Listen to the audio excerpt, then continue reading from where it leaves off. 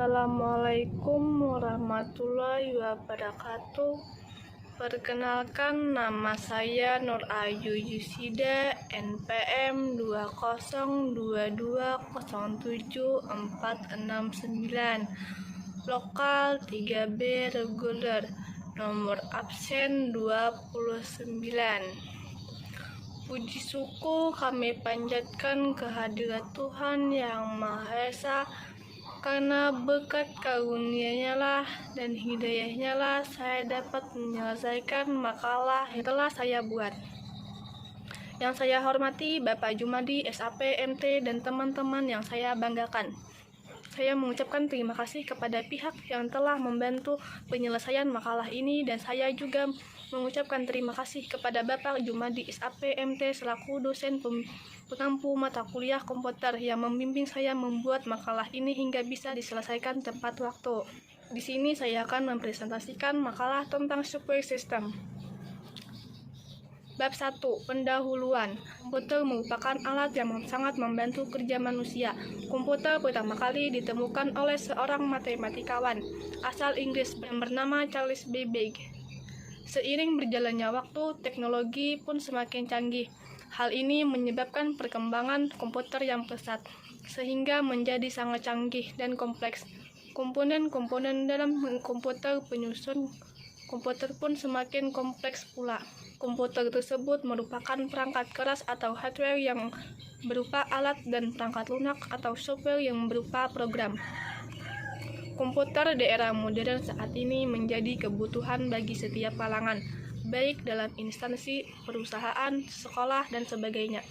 Namun, komputer tidak hanya berfungsi sendiri. Komputer baru dapat dioperasikan bersama perangkat lunak dan perangkat keras.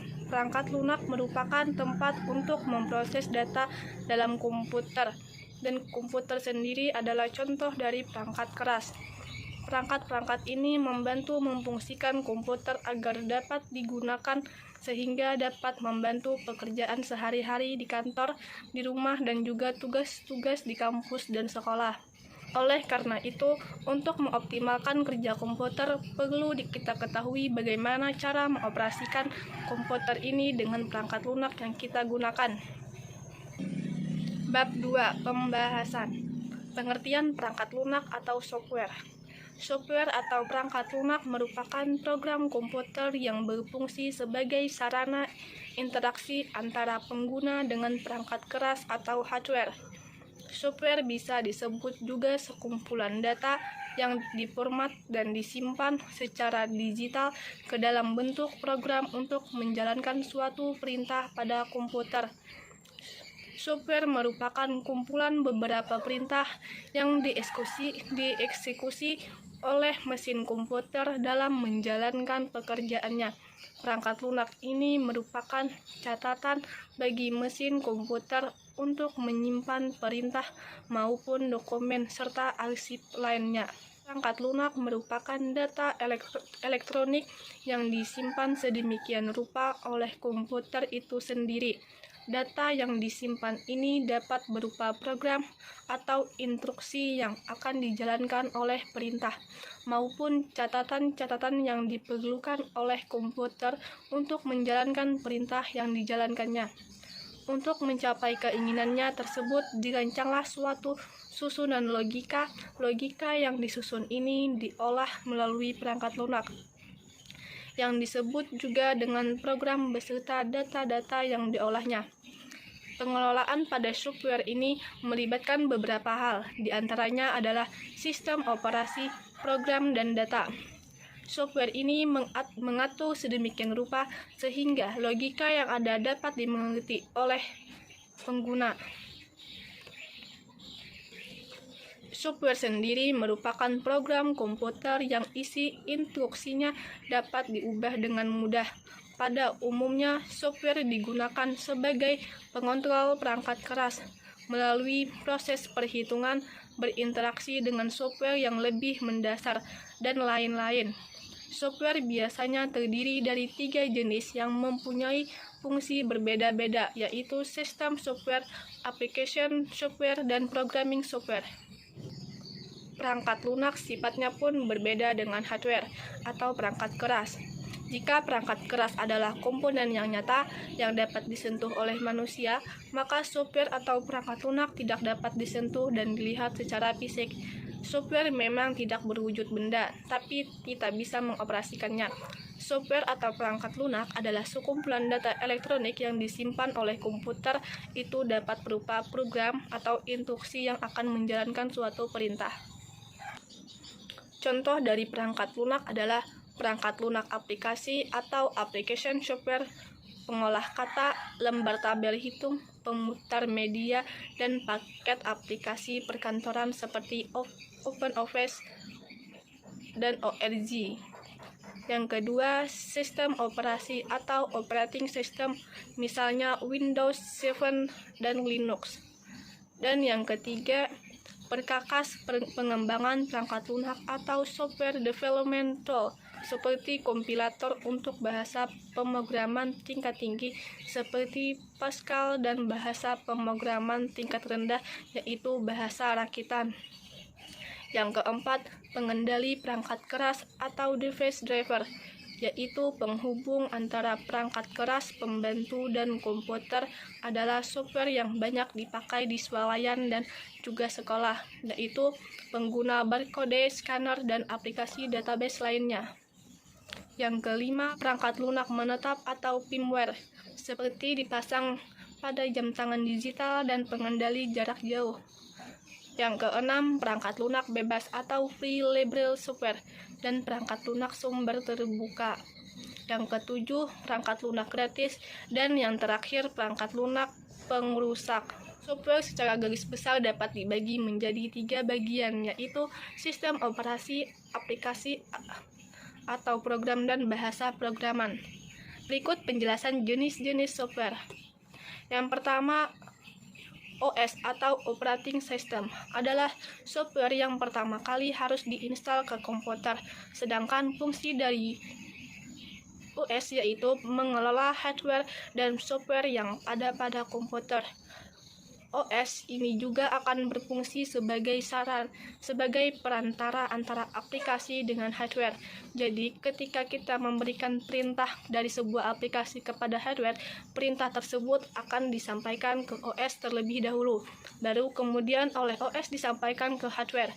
Misalkan, kita memberikan perintah print dari aplikasi Microsoft Word, perintah itu akan disampaikan ke OS dahulu, baru kemudian oleh OS disampaikan ke printer.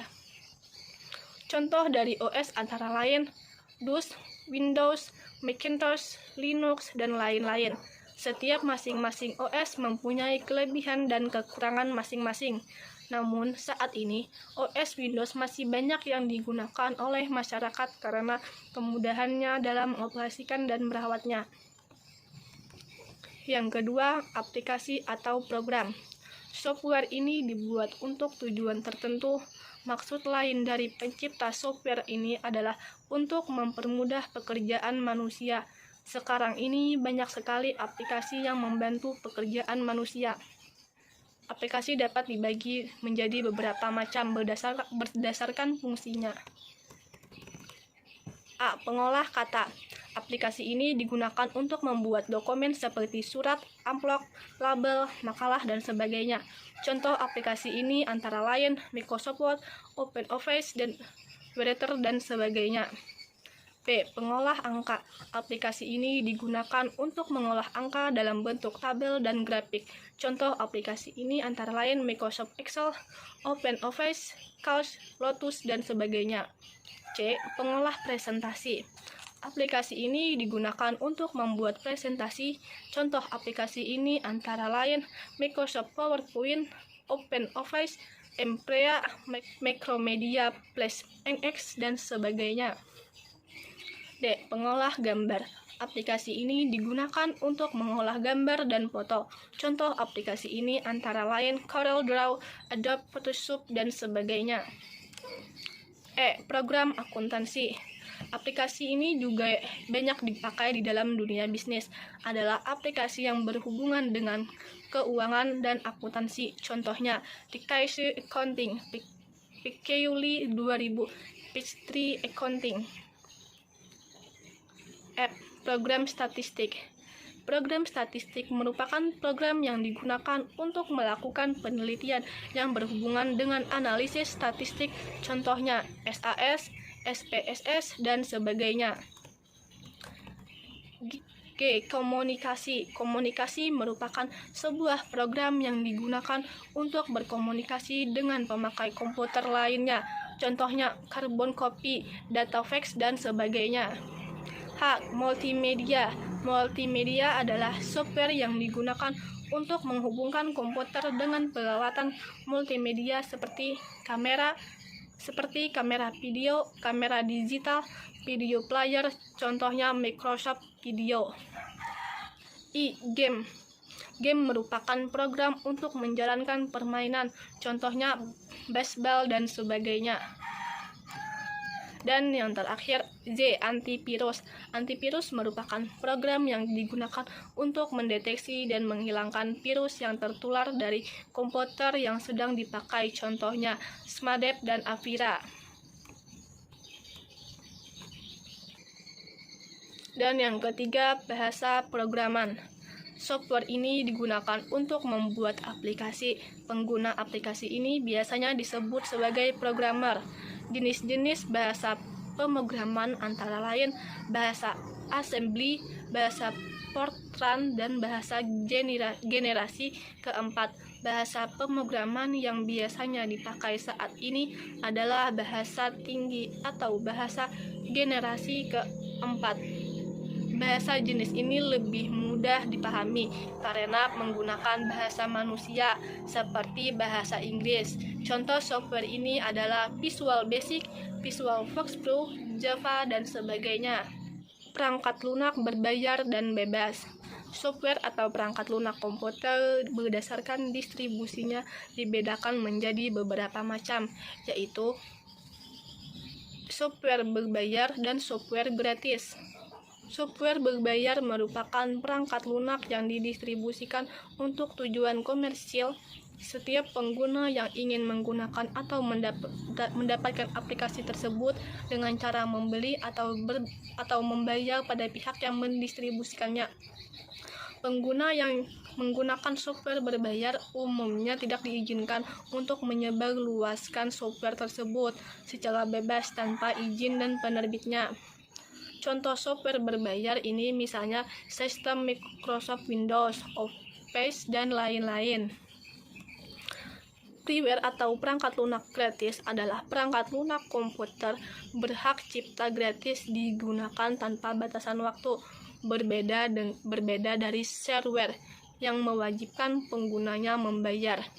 Misalnya setelah jangka waktu percobaan tertentu atau untuk memperoleh fungsi tambahan, para pengembang perangkat gratis freeware untuk disumbangkan ke komunitas.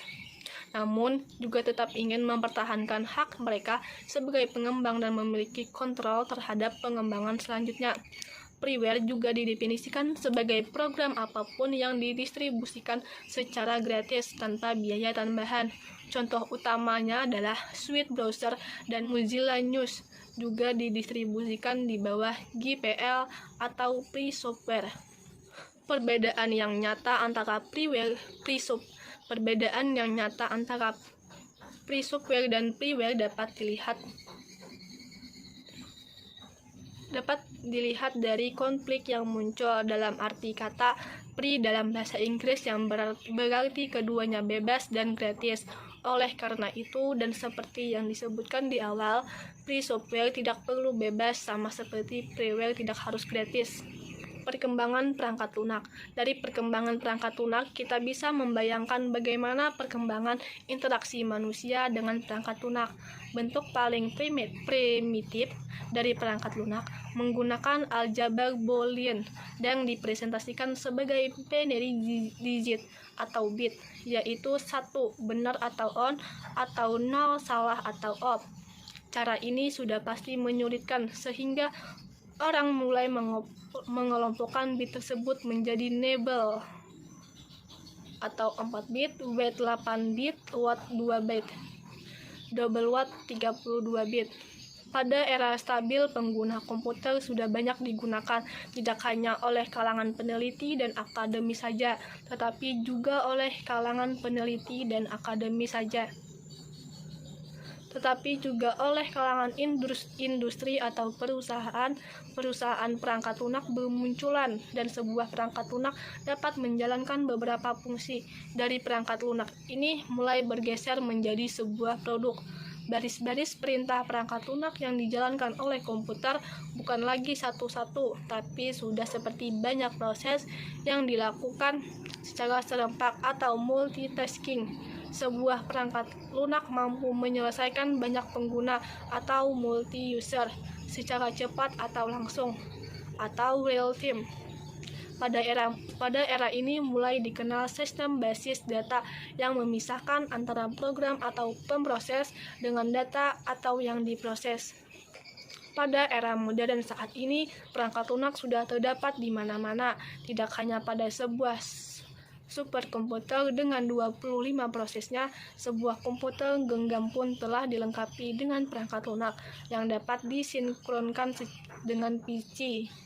Tidak hanya komputer, bahkan peralatan seperti telepon, TV, hingga ke mesin cuci, AC, dan microwave telah ditanamkan perangkat lunak. Bukan lagi pekerjaan segelintir orang. Tetapi telah menjadi pekerjaan banyak orang. Dengan beberapa tahapan proses yang melibatkan berbagai disiplin ilmu dalam perancangannya. Tingkat kecerdasan yang ditunjukkan oleh perangkat lunak pun semakin meningkat. Selain permasalahan teknis, perangkat lunak sekarang mulai bisa mengenal suara dan gambar. Sekian presentasi dari saya, kurang lebihnya mohon maaf. Wassalamualaikum warahmatullahi wabarakatuh.